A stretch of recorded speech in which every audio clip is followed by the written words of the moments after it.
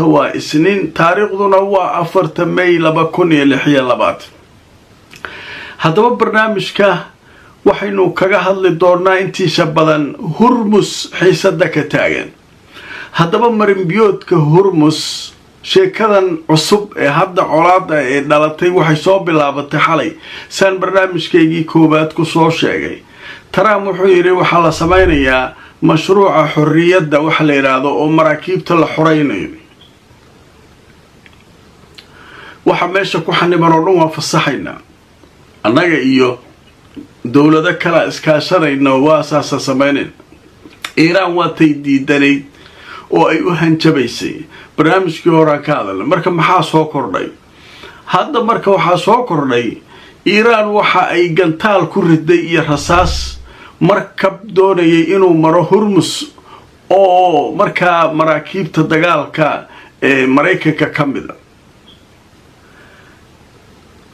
هذا شيكادو مركب واي قصد رصاصا كردني لين إي جنتال صاروخا كردني واشنطن بوست جريدة اللي يرادو مريكا كايدنا وحي قرشا لبا مركب او ganacsi oo Mareykanku leeyahay oo kuwii meesha ku xanibnaa oo calanka Mareykanka wata meesha soo maray maraakiibta Mareykanka marka maraakiibtaas ay weerdiyaysanayeen hadii la taabto inay iyaguna dagaalamaan marka buuqaasa jira waxa soo kale Iiraaniyiintu ay leeyihiin wax soo mari kara meeshan iyo wax maray ma jiraan beenay dadkani isku akhrinayaan marka inta soo warara oo kala duwan oo qolo walba waxay doonto sheegayso ayaa soo dhacay tan iyo intaynu kala maqnayn hadaba aanadi tusoo wararkii ugu dambeeyay hadaba mas'uul Iiraani ah ayaa u sheegay telefishinka Al Jazeera iyo wakaalada wararka ee Reuters in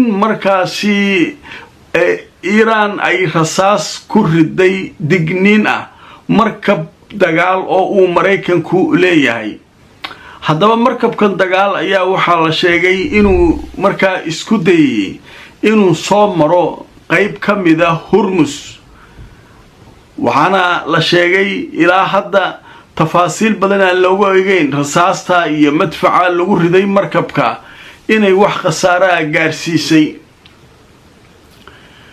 ayagu marka waxay leeyihiin Iiraaniyiintu taxdiiri way digniin rasaas iyo madfac digniin ah lagu riday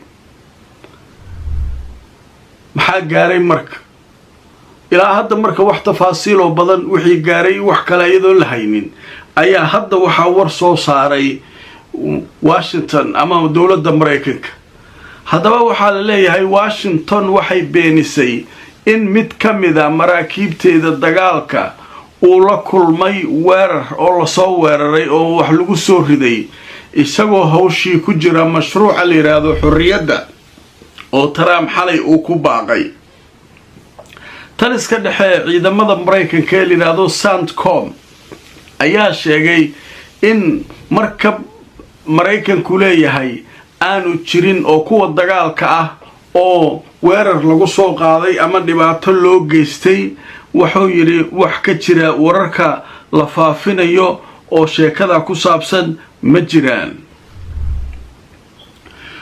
marka wararkaas marka meeshaas halis weyna ka soo socota laleey halis weyna meesha ka soo socota Iiraan waxay bilowday rasaas iyo madfac digniin ah maraakiibta Mareykanka waxay ku soo dhawaanayaan Hormuz marka waxa dhici kara lagu leeyahay saacadaha soo socda dagaal halkaas ayuu ka qarxi doonaa dagaal badda marka sheekadu marka halkaas maraysa xaalkii ugu dambeeyay dhanka kale isla Hormuz aan ku jirnaa shirkadda shidaalka Abu Dhabi ayaa waxay ku eedeysay Iiraan inay weerar ku qaaday markab ay leedahay Imaaraadka oo shidaal waday hadaba markaan tusoo warbixintan oo goordhow yana soo baxday Imaaraadku waxay cambaarayeen in la bartilmaameedsaday oo Iiraan ay bartilmaameedsatay markab ay leedahay shirkadda la yiraahdo Al-Dhanuuk oo Imaaraadka ay leedahay taasoo ka gudbaysay marinbiyoodka Hormuz waxaana ay ku tilmaantay dawladda Imaaraadku weerarka inuu ahaa mid argagixisho ah waxaana ay sheegtay inay arinka ka digayso oo dhibaatada ay joojiso Iiraan. dhanka kale Imaaraadku waxay sheegeen in ay heegan galeen kadib markii la sheegay in gantaal uu ku soo socdo wadanka Imaaraadka iyo Iiraan iyaguna halkaas ay isku hayaan. Imaaraadka markabkayga maxaa loo weeraraa uu yiri markaba ka hadlaysa leeyahay hal gantaal loo dhiibaa leeyahay. hadda Imaaraadku waxa leeyahay gantaalkii difaac uga jiraan. marka sheekadaas iyaduna waliba waa wararkii Hormuz aad iyo aad ayay u qasan tahay xaaladda. haddaba warar goordhow soo dhacay waxay sheegayaan in Mareykanku ay sheegayaan 2 markab oo ganacsi oo iyagu ay leeyihiin inay maanta ka gudbiyeen si nabadgelyo ah marinbiyoodka Hormuz. haddaba sidee wax u dhaceen? Iiraaniyiinta iyagu wax wara oo ay ka soo saareen labadan markab ee Mareykanka ee ganacsiga ee halka gudubtay ma jirto. marka kullay xaaladdu way kacsan tahay, taag fara badan ka jira leeyahay meesha. xaalku marka ma fiicna la leeyahay waaye. haddaba marka qaybaha dambe ee barnaamijka waxaan idinku hayaa arrin aad cajiib u ah. 5 sano ka hor haweeney muslimada oo u dhalatay wadanka Mali ayaa mar kaliya waxay dhashay 9 caruur, 5 gabdhood iyo 4 wiil. ما شاء الله إلهي أوديس وسجال عنق وهالمر أي دشي ولما مالي ولا جسوا كحيي هذا علوش وينيد وحالة كان مروكو اسبيتال مروكو كويا للوقرة وشصنا كور هتوكي يا برا قف كي وجهر بني آدم أنت تاريخ ذا لأوجي هي سجال عنق مركلية بلا waxay noqotay gabadha muslimada ah. marka maanta waxa la gaaray sanad guuradii 5aad. ilaahay wuu u badbaadiyay caruurtaas. 4 wiil iyo 5 gabdhood waa u badbaadiyay iyagoo isla ciyaaraya, iyagoo iskuul wada aadaya. hal mar 9 caruurta hooyadii aabiyo hal mar wada kaxaynaya wadada dhan way kugu cariirinayaan. koox dhan oo socoto waay. kooxda kubadda cagta ee garoonka gasha waa 11 waa maamada iyo odaga hadii lagu daro waa koox dhan oo socoto waay oo kubadda cagta ciyaaraysa. ma sha Allah qoyska muslimka ah ilaahay marka waxay yiraahdeen wuuna barakay. marka hore waa naxnay dad iska danyare ahaayeen.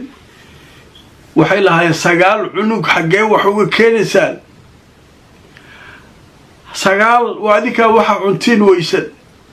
laakiin ilaahay wuxuu noo sheegay qof walba risqiisu wata. 9 cunug maanta 5 sano ayay gaareen. aanadi tuso marka warbixin cajiiba marka hore telefishinka Al-Arabiya uu ka diyaariyay. Al-Arabiya waxay leeyihiin sanadkii 5aad ayaa la gaaray. qoyskan waxay u dabaaldegayaan reer Maali ah ninka la yiraahdo Cabdulqaadir Arabi iyo Xaliima Siisi. waxay u dabaaldegayaan sanad guuradii 5aad ee caruurtoodii 9 ahayd ee mar kaliya ay dhashay gabadhaas. haddaba caruurtan ayaa waxaa la sheegay sanadkii 5aad inay ku jiraan noloshooda oo markaa hadda iskuul ay bilaabeen, xaaladooduna ay caadi tahay. marka waa sheeko runtii cajiiba waaye, awoodda ilaahay waaye. 9 cunug oo mar kaliya qoys iska danyaro waaye. hal mar ay dhashay. 9kii waa kuwaas way u joogaan. way isku faraxsan yihiin ayadii odageeda. 9koodii korsanayaan hal mar. 5 gabdhood iyo 4 wiil waaye. taliyaha ciidamada Iiraan ayaa hadlay wuxuu sheegay annaga ku ridnay maanta madaafiicda markabka Mareykanka. waxbana la kuma soorin haduu yiraahdo waa beentiisu leeyahay. annaga ku ridnay gantaala. waxayna ahayn waliba fariimo digniina. raadaarkii uu soo dansaday markabka wuxuu rabay inuu Hormuz ku soo dhawaado. annaguna marka waa la soconay dhaqdhaqaaqiisa annagaa ku ridna meeshan marka wuxuu yidhi waa layn cas ciddii soo gasha waa ku dhufaraynaa hurmus ciddii soo marta waa ku dhufaraynaa marka hadda waa digniin bannaanka isagoo jooga soo dhawaadaan ku ridna gantaala annagaana ku ridnuule marka warkaas waa cusub yaa isaguna uu soo baxay dhanka kale imaaraadku waxay sheegeen wasaaradooda gaashaandhiga iyaduna goordhow waray soo saartay 3 gantaal oo Iiraan laga soo riday ayaan ka hortagnay 3 gantaal oo Iiraan laga soo riday ayaanu iska caabinay oo nala ku soo riday sababta loogu ridayaa yaqaan lama yaqaano Iiraan sababta ay imaaraadku u weerartay kulay waxba laga dareemay imaaraadka waa loo juciyay marka waa arkayda kulay wararkaas ayaa soo kordhay wixii akhbaarada barnaamijyada dambe ayaan idin kula wadaagi doonaa like gareeyo share gareeyo barnaamijka intaan markale kulmayno asxaabay